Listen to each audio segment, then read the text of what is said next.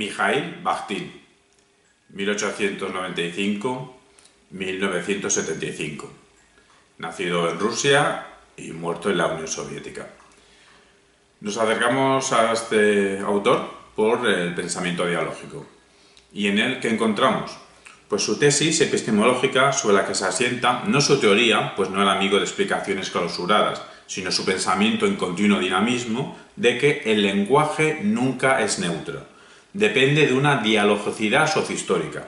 Esta tesis se despliega en el movimiento en que consiste hablar, construir enunciados por parte de un hablante en función del horizonte del oyente, lo que conlleva reorientar los siguientes enunciados a las expectativas del otro.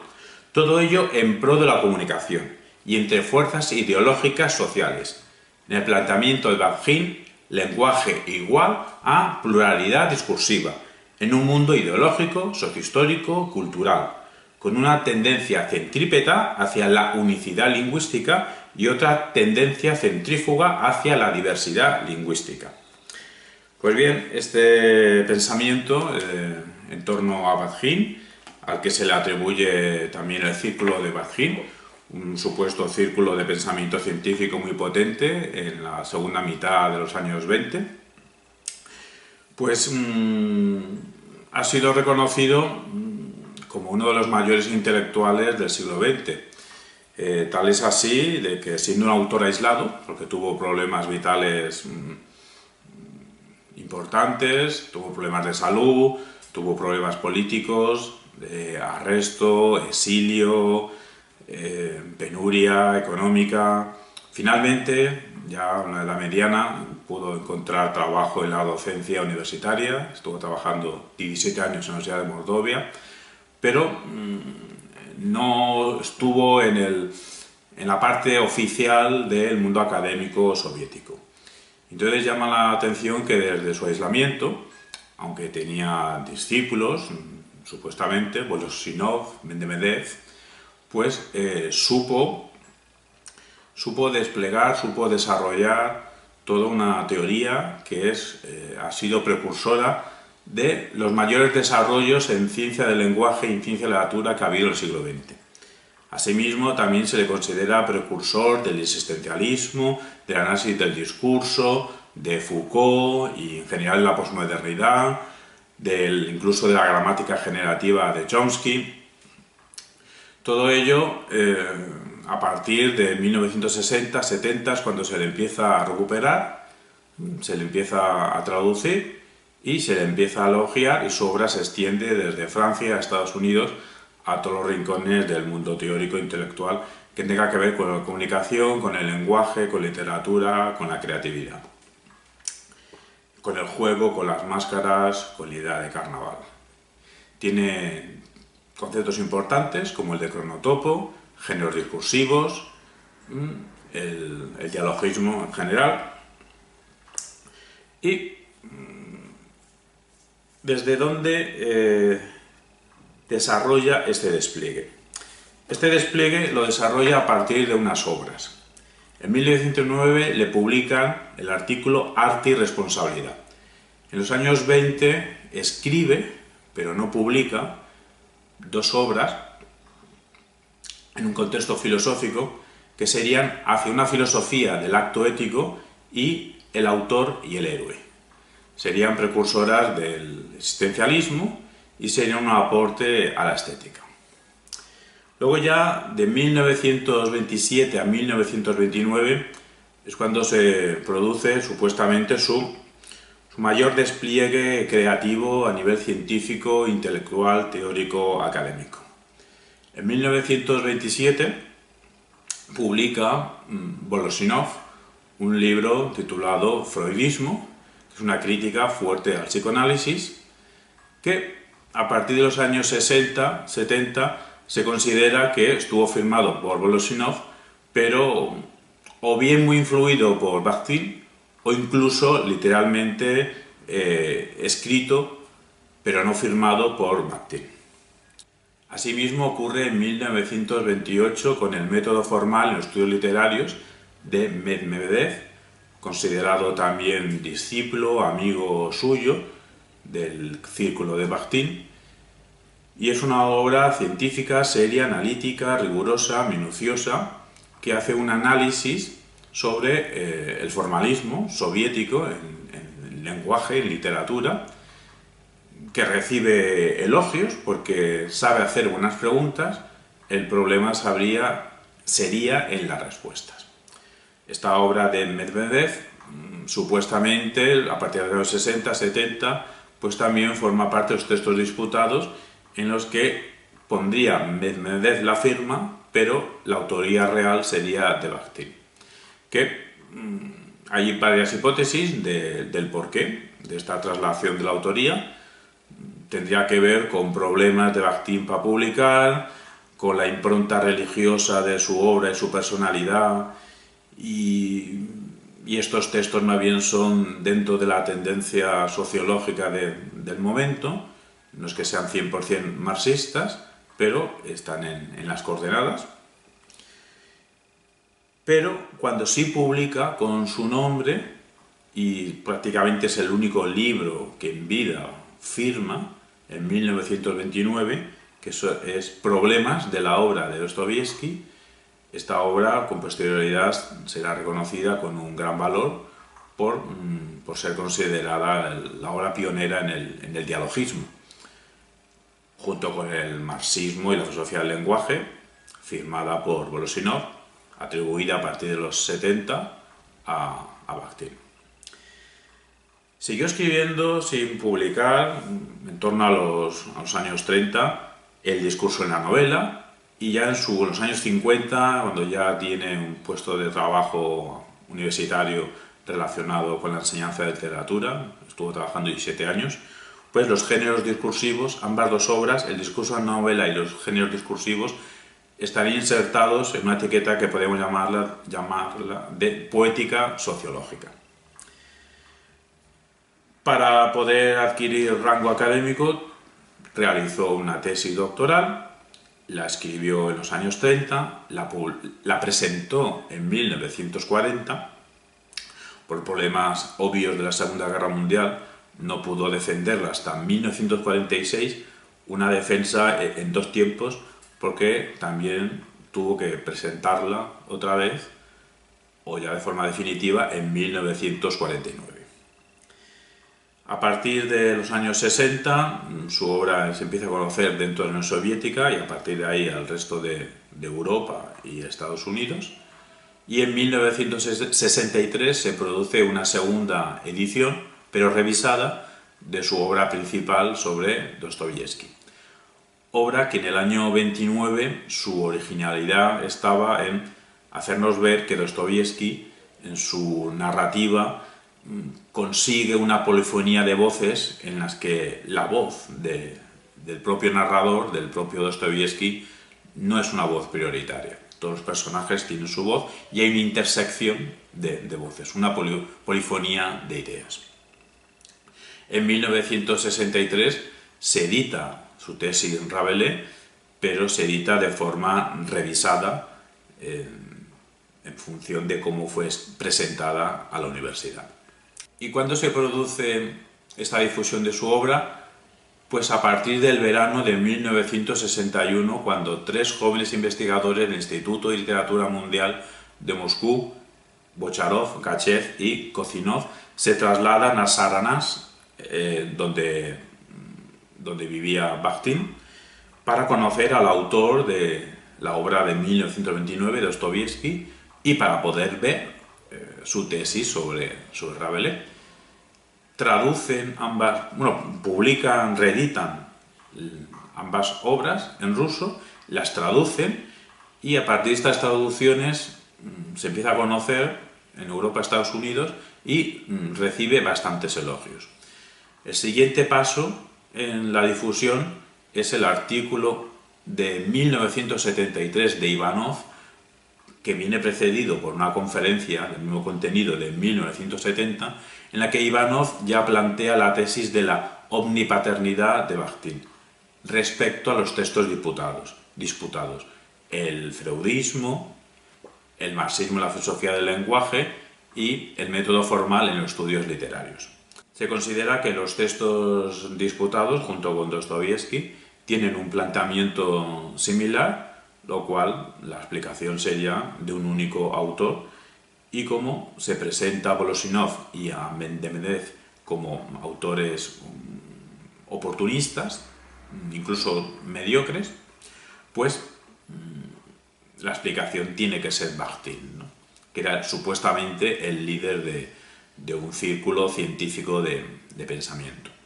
A partir de aquí se multiplican la difusión, aumentan los seguidores científicos que empiezan a analizar los textos disputados, las obras que sabemos 100% que son de Bakhtin, y empiezan a resolver problemas, porque había un conflicto en cómo conciliar los primeros textos juveniles de Bakhtin, hacia una filosofía del acto ético, el autor y el héroe, que son textos de una forma confusa, tendiendo hacia el caos, de una impronta religiosa, cómo eso se puede compaginar con textos ordenados, dialécticos, científicos, como sería el freudismo, el marxismo, la filosofía del lenguaje, el método formal en estudios literarios.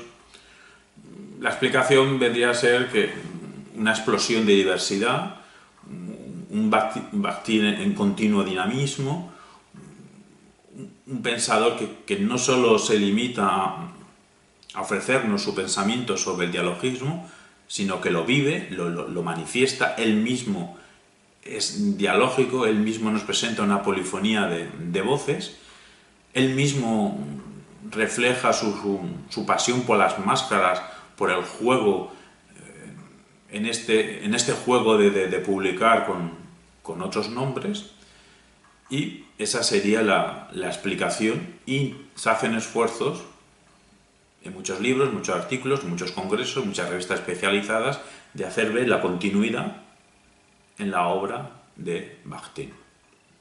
Lo que pasa es que hay que tener una actitud crítica, y este ejemplo de Bakhtin es un ejemplo genial, genial para que todas las personas que queremos informarnos sobre cualquier tema, pues tengamos siempre esa actitud crítica de cierto recelo.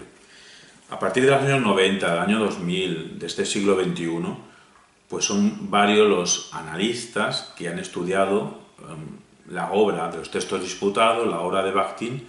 Empezaron al principio ciertas dudas, ciertas contradicciones, ciertas incoherencias en el propio Bakhtin, que en los últimos años de su vida recibió varias entrevistas y llegó a realizar 7, 8 versiones distintas del contexto de producción de los textos disputados.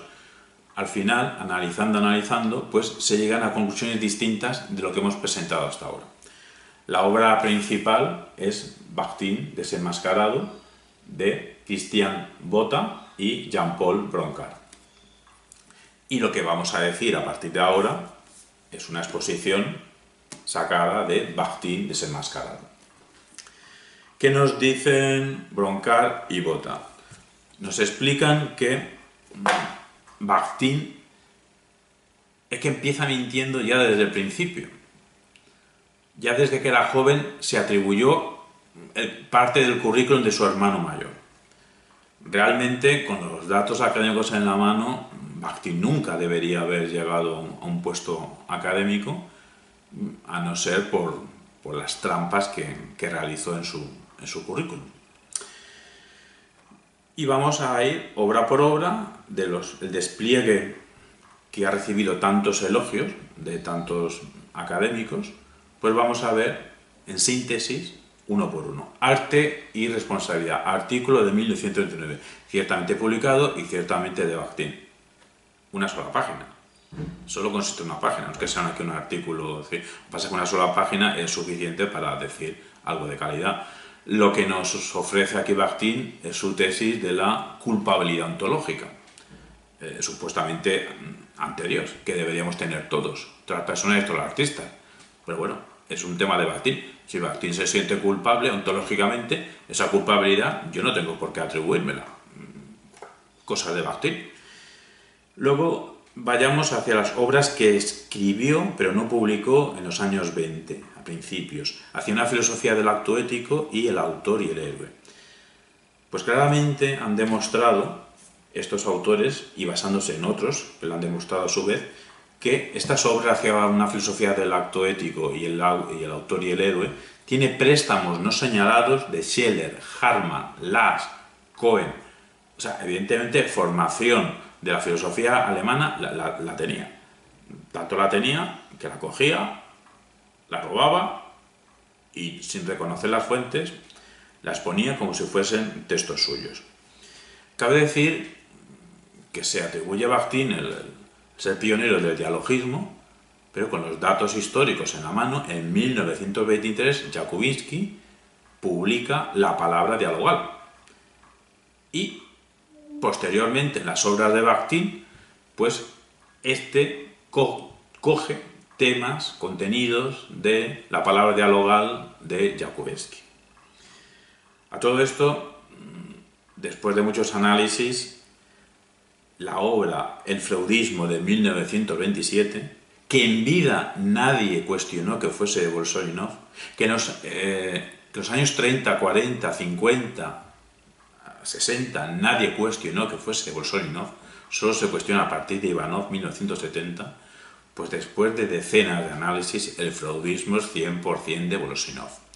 Asimismo, el marxismo y la filosofía del lenguaje es 100% de Bolsólinov. A todo esto, obras que escribió Bakhtin en los años 30 del discurso en la novela y posteriormente en los años 50 de los géneros discursivos, pues se ve que hay muchos préstamos, muchos fragmentos que en esas obras están copiados de textos de Bolsólinov. A todo esto hay que poner el dato biográfico que la esposa de Bakhtin, que era amiga de la esposa de Bolsólinov, es que en realidad había una amistad de las esposas y por eso Bolsólinov y Bakhtin se conocían, pero no es que eran unas reuniones científicas aquí de altos vuelos, simplemente eran reuniones familiares. Así lo reconoce el propio Bakhtin en las entrevistas. No es que Bakhtin en entrevistas ni que hubiese un ciclo de Bakhtin, pero por lo que afirma deducimos que no hubo tal círculo. Pues bien, el matrimonio Bakhtin tenía una situación económica comprometida y entonces tanto Bolsólinov como Mendebedev, que tenía una posición económica más estable, trabajaba en un instituto científico sobre la literatura. El trabajo de pasar a limpio, el trabajo de copiar textos de ambos dos investigadores, ese trabajo lo realizaba la mujer de Bakhtin, que en muchas entrevistas ella lo dijo. La de veces que he copiado el marxismo y la filosofía del lenguaje. La mujer lo decía en el sentido de que las veces que lo he copiado de textos originales de Bakhtin y que se lo pasé a Bolsólinov. En realidad sabemos que fue al revés. Bolsólinov y Mendebedev pagaban a la esposa de Bakhtin para esa labor de pasar a limpio textos de ellos dos. Y en ese copiar y copiar, el matrimonio Bakhtin se hizo con una buena fuente de información, documentos producidos por estos dos investigadores. Dos investigadores que ya se les está reconociendo su importancia académica, intelectual.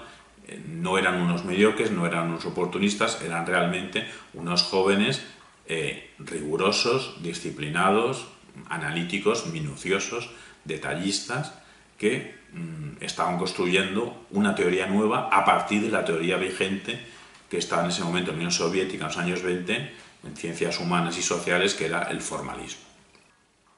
Asimismo, se ha demostrado 100% seguro que el método formal en estudios literarios fue firmado, pero escrito por Medvedev, que ni en vida fue ejecutado, creo que en 1938, en la década de los 30, en vida nunca su obra se cuestionó, ni en los años 40, ni en los años 50, ni en los años 60. Solo se cuestionó su obra a partir de 1970, con la conferencia de Ivanov, y a partir de entonces un montón de supuestos teóricos muy expertos, pues con una ceguera brutal, se empezaron a sumar a esta tesis que les parecería más bonita, más genial, de la omnipaternidad de Bakhtin. Pero cabe decir que la obra cumbre de Bakhtin de 1929, Los problemas de la obra de Dostoyevsky, pues esa obra, la original, la de 1929, no la revisada en 1963, pues la del 29, es que esa obra tiene dos estilos, claramente diferenciados. Unos capítulos son del estilo A y otros capítulos son del estilo B. El estilo A es un estilo confuso en la forma y el contenido es el monologismo. Y el estilo B es un estilo claro y riguroso, estructurado, argumentado, y su contenido es el dialogismo. Por muchas investigaciones que realizan estos dos autores, Broncar y Botta, la conclusión que sacan para ellos les parece evidente, que es justo en el momento en que el Bakhtin estaba preso, estaba arrestado y tenía problemas por su relación con círculos religiosos, pues necesitaban ayudarle y necesitaba que Bakhtin publicase una obra de calidad, una obra científica y dentro de las coordenadas marxistas. Y entonces parece ser que fue Volosinov, por ayudar a Bakhtin, que cogió textos de Bakhtin, hizo lo que pudo. No pudo concatenarlos tal cual, porque era una obra caótica, y entonces lo arregló como pudo, introduciendo investigaciones propias que sabemos que tenía por las investigaciones que estaba haciendo en el instituto en que formaba parte, sobre el dialogismo, que realmente era novedad, a partir del año 23 de Jakubinsky, pero es Volosinov el que da un tratamiento formal y estructurado, pues así arregló la obra de Dostoyevsky, le hizo un favor. Y le hizo un favor vital. Dejó de estar arrestado, le tuvo un exilio más light de lo que podía haber tenido, o sea, en el fondo se puede decir que le salvó la vida. Y le regaló un libro, le mejoró un conato de esbozo de libro, y la obra de Dostoyevsky pues ya tiene pasajes interesantes, los que son autoría de Volosinov. Otra obra curiosa, cuando se la analiza, de Bakhtin, El problema del contenido, pues parece ser que es una reformulación masiva de la filosofía del contenido de 1909 de Christiansen. Bueno, lo que viene siendo un plagio. Y ahora vamos a Rabelais, su tesis doctoral, que no le sirvió para llegar a ser doctor. Hubo muchos problemas académicos y al final le dieron el grado inferior a doctor. Señal de que no veían un estatuto científico a esa obra. Esa obra en la que estuvo compuesta por él, pero ¿de dónde sacó las composiciones? La idea fuerte de esta obra es la idea de carnaval. Idea carnaval por la que Bakhtin se ha hecho famoso intelectualmente, pero que claro, sabemos que esa idea es de 1910 de Spitzer. Y ahora aquí viene lo bueno. Es que no es que haya inspiración, es que hay palabras, párrafos, páginas y páginas y páginas copiados tal cual, es una copia descarada de Bakhtin respecto a la obra de 1927, Individuo y Cosmo, de Ernst Cassirer. Es más, es que el pasaje principal, clave de Rabelais, ese pasaje está en medio de 5 páginas copiadas tal cual de Cassirer. Sin decir, evidentemente, que es de Cassirer. Todo el rato que estamos diciendo y vamos a decir que utilizó préstamos no declarados, quiere decir esto, de que utiliza la fuente y no dice de quién es. Un robo. También Bakhtin se le cita actualmente por su concepto cronotopo, un concepto realmente interesante, porque hace referencia a la línea espacio-temporal que pueden emerger, y de hecho emergen, en toda obra narrativa, o en la inmensa mayoría. Pues esa idea de cronotopo, todos los textos dedicados a cronotopos de Bakhtin parece ser que se vieron fuertemente influidos por Frank Kamenetsky, y hay préstamos no declarados de Freudenberg. Asimismo, a lo largo y ancho de toda la obra de Bakhtin, sobre todo las que tienen que ver con la novela, con cómo es el discurso en la novela, pues también están repletos de préstamos no declarados de Lucas. Vayamos ahora a detenernos un momento hacia sus obras juveniles no publicadas de Hacia una filosofía del acto ético y El autor y el héroe, para ver si puede ser considerado filósofo o al menos pensador filosófico, o al menos pensador. Bueno, ya el propio Bakhtin tiene alergia a la palabra teoría y a la palabra sistema. Con él no va eso, entonces ya no lo pone fácil. O sea, filósofo, de entrada ya sabemos que no es. Tampoco tenía el interés en construir un sistema filosófico. Para él, sistema y teoría eran ideas contraproducentes. ¿Cómo es la forma hacia una filosofía del acto ético? Pues su forma es claramente un insulto a la lógica, un pasarse por el forro las normas de escritura argumentativa, razonada, y lo que viene siendo una argumentación lógica. Eso para empezar. Ya no lo pone fácil de que entonces ya ni siquiera pensador filosófico, porque no escribe de forma argumentativa, al menos lo que se suele entender y tomar por una argumentación. ¿Y qué pasa respecto al contenido? Bueno, pues su contenido es una serie de afirmaciones que se puede englobar como pensamiento participativo, y lo que viene a decirnos es un rechazo hacia el conocimiento, la teoría y la objetivación. Una afirmación del carácter ilusorio del conocimiento, porque el conocimiento no podía atrapar la vida. Bueno, evidentemente, claro que parte de razón tiene. O sea, cuanto más abstracto sea un proyecto, menos anclado va a estar en lo concreto. Pero eso es una cosa.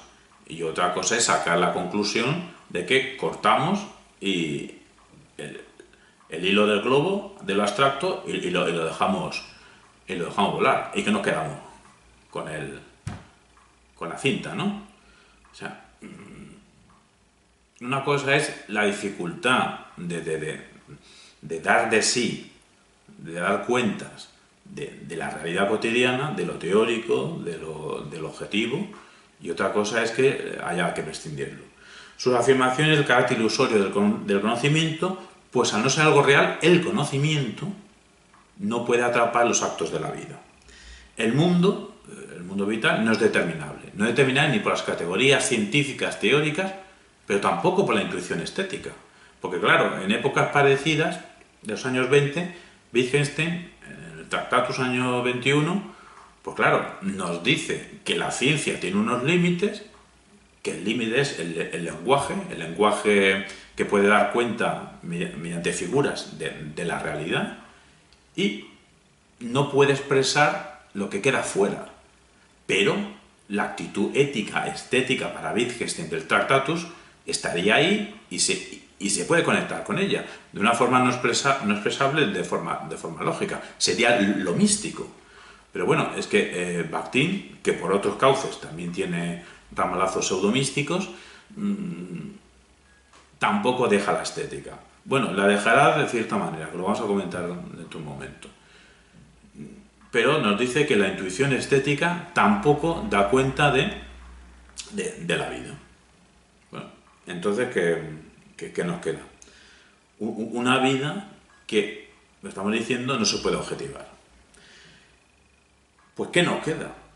O sea, entonces Bakhtin está obligado, o no, pero bueno, la lógica siempre está ahí. Si te cargas algo, tienes que poner algo. Entonces, ¿qué es lo que afirma?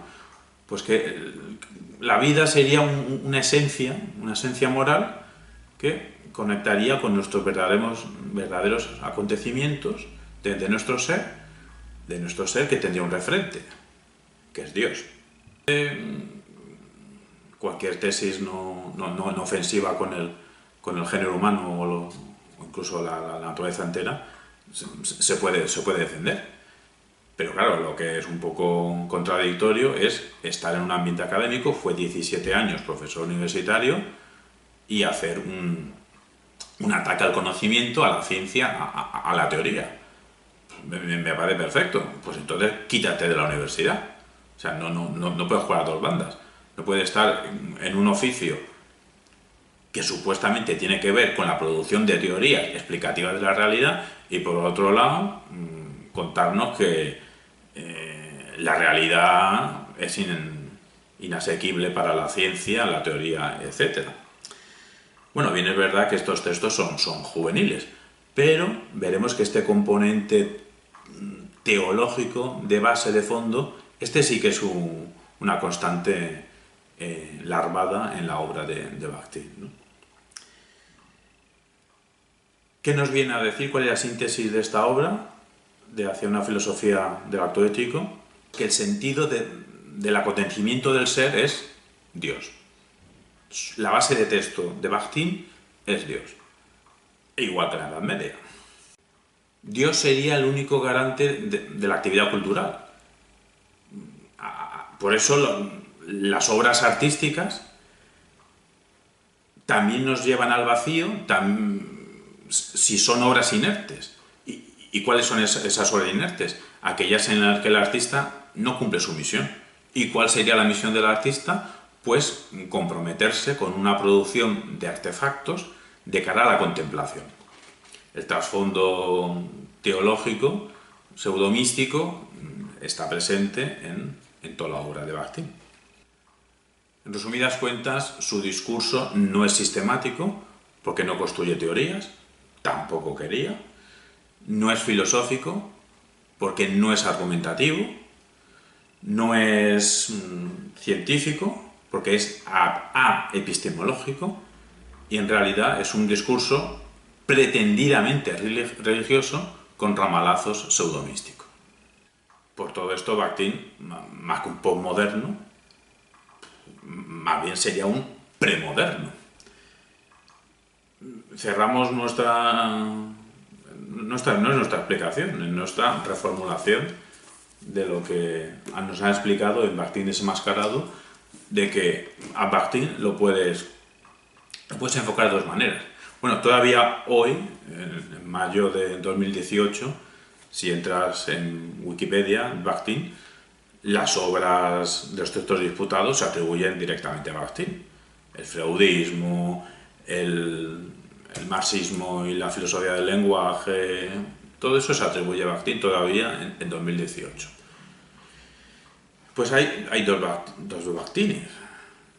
O bien un Bakhtin que sería el genio de las ciencias sociales humanas del siglo XX, la rehostia, o pues sería un mentiroso, un estafador, un colaborador con otros mentirosos estafadores que han diseñado un producto cultural como si fuese la gran innovación del siglo XX, que curiosamente, esto es de estudio psicológico, de psicología social académica, ha generado un delirio colectivo en algunos intelectuales que se han sumado en masa a esta consideración de la grandeza intelectual, innovadora, emprendedora, iluminadora de Bakhtin. En el fondo, cada uno escoge el Bakhtin que le interesa, el genio o la impostura. Y para que quede más claro, voy a leer rápidamente, para no agotar vuestro tiempo, las conclusiones generales de Bakhtin desenmascarado.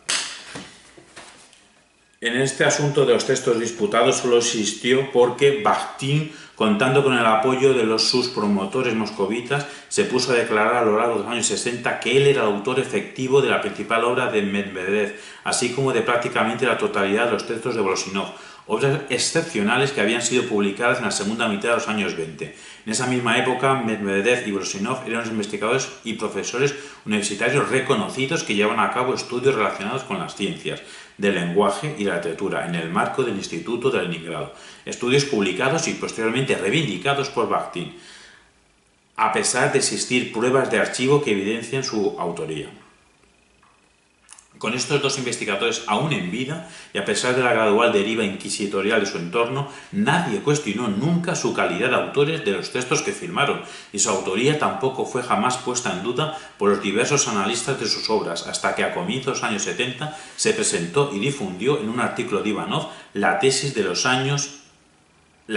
la omnipaternidad bakhtiniana. En esos años 20, Bakhtin era ante todo, por su lado, un militante religioso y eslavófilo que ciertamente conocía a Brosinov desde la época de Nebel y a Medvedev de la época de Vitéz, pero por razones estrictamente privadas y porque ambos lo apoyaban económicamente, especialmente confiando a su esposa labores de copista de sus propios escritos, de Brosinov y de Medvedev. Bakhtin escribió en aquella época un conjunto de textos inspirados en su ideología religiosa, entre ellos hacia una filosofía del acto ético, el autor y el héroe y el problema del contenido. Pero no obstante, no publicó ninguno de esos textos, salvo las pocas líneas de Arte y Responsabilidad de 1919. A pesar de las arrogantes e insistentes declaraciones de los promotores de Bakhtin, nunca han logrado presentar ninguna prueba válida de las operaciones de sustitución. Los supuestos análisis textuales planteados por esos mismos promotores, que pretenden demostrar que, al haber sido redactados por el antimarxista Bakhtin, dichos textos disputados no serían, pues, de orientación marxista, se han revelado facialmente falaces. Todo esto viene a demostrar claramente, en definitivas cuentas, que Bakhtin mintió sobre esta cuestión como sobre muchas otras. La tesis de la omnipaternidad bakhtiniana constituye, pues, en realidad una fábula, y se inscribe a todas luces en el marco de una estafa, tanto del orden intelectual como también y tal vez sobre todo económico. Nos comenta que las adhesiones han generado un impensable delirio interpretativo que ha adoptado dos formas complementarias. La primera tiene que ver con las condiciones y razones de las sustituciones de autores, puesto que los bakhtinistas más fervientes no disponían de absolutamente ninguna información histórica creíble, sencillamente se han inventado de cabo a rabo toda la historia de las relaciones entre Bakhtin, Medvedev y Brosinov a lo largo de los años 20. Han hecho gala de una excepcional creatividad, convenientemente asociada a una pasmosa forma de ceguera. Lo que viene a continuación son posibles motivos del por qué Bakhtin regaló sus obras. Regalo en el marco del romanticismo marxista inicial, procedimiento similar a los talleres Renacimiento, efecto de la intransigencia teórica de Bakhtin, superchería relacionada con la afición por las máscaras de Bakhtin, operación económica en provecho de uno u otro, rapto de la obra del maestro por sus alumnos que no podían hacer otra cosa que imitarlo toscamente, pese que escribía de forma ruda era Bakhtin. Cabe apuntar el carácter realmente monstruoso del Bakhtin de Clark y Hopkins. Aproximaciones, invenciones, pseudoanálisis, dichos autores creyeron además necesario, para sentar bien la tesis de la sustitución, dedicarse a una vergonzosa adulteración de lo más denigratoria de las personalidades y trayectorias de Brosinov y de Medvedev. Estos últimos han sido, pues, en definitiva, doblemente víctimas del estalinismo. Para empezar, víctimas directas del estalinismo, que estaba asentándose en el poder de la Unión Soviética de finales de los años 20, prueba de ello es la ejecución de Medvedev, pero han sido víctimas también de los procedimientos de reescritura de la historia derivados de ciertos excomunistas y que se han diseminado igualmente por Occidente. El segundo tipo de delirio ha tenido consecuencias muy graves en la evolución de las ciencias del texto y de la literatura, en cuanto se generalizó la creencia de que el conjunto del corpus constituido por textos firmados por Brosinov, Medvedev y Bakhtin procederían en realidad únicamente de este último autor, se tuvieron que desplegar muchos recursos para demostrar la continuidad y la coherencia de tal obra colosal. Se tuvo que demostrar que en el fondo la fenomenología del joven Bakhtin y el materialismo dialéctico de los textos disputados constituyen dos marcos epistemológicos perfectamente compatibles, que el místico monologicismo radical de los textos iniciales de Bakhtin no era sino una forma de introducción a la celebración de interacción y el diálogo, que la adhesión a los eternos valores del bien, la belleza y la verdad son perfectamente compatibles con un planteamiento fundamentalmente sociológico de las obras literarias. Esa obra. Una hermenéutica espectacular, especular y espectacular. Conclusiones finales. Se ha establecido que el asunto fue concebido y montado a lo largo de los años 60 en el contexto, por un lado, de la reedición de Dostoyevsky y, por otro lado, de la edición y difusión de diversos manuscritos conservados por Bakhtin. Se ha establecido también que en esta misma época algunos analistas ya se habían fijado en la evidente cercanía entre ciertos temas de la edición Princeps de Dostoyevsky y los temas desarrollados por las principales obras de Volosinov y Mendeléev. Bakhtin criticaba con gran severidad la edición Princeps de 1929 de Dostoyevsky. La reedición de dicha obra fue gestionada esencialmente por Kozinov, que realmente cocinó un libro. Además, esa valoración tan negativa de la obra, así como el contenido de algunos de sus manuscritos tardíos, el problema del texto y los apuntes, demuestran que en realidad Bakhtin nunca había superado la ideología religiosa y tradicionalista que subyacía en los escritos de los años 20. O bien Bakhtin reconocía que no era el verdadero o único autor de la edición Príncipe de Dostoyevsky, el año 29, así como de los manuscritos de tono decididamente volosinoviano que se disponía a editar, o bien, para ocultar el más que dudoso origen de los mismos, se declaraba al verdadero autor de todo el conjunto del trabajo común, cuyas derivas sociológicas y marxistas procederían solo de una especie de desorientación momentánea, relacionada con el contexto de la época y con las exigencias de la censura. El caso es que eligió la segunda opción, que fue oficialmente anunciada al comienzo de los años 70, pero las vacilaciones y reticencias de Bakhtin a este respecto nos conducen además a no excluir totalmente que esta solución le fuera enérgicamente sugerida por sus más que interesantes promotores. Cabe recordar, un dato importante que nos explican, que al final de su vida a Bakhtin le pusieron un documento para que firmase que él era el autor del marxismo y la filosofía del lenguaje, y no firmó ese documento. La implicación religiosa de Bakhtin a finales de los años 20, así como su penosa situación económica en el momento de la edición Príncipe de Dostoyevsky, constituyen elementos que favorecen claramente nuestra hipótesis relativa a la autoría efectiva de esta obra, autoría de Volosinov.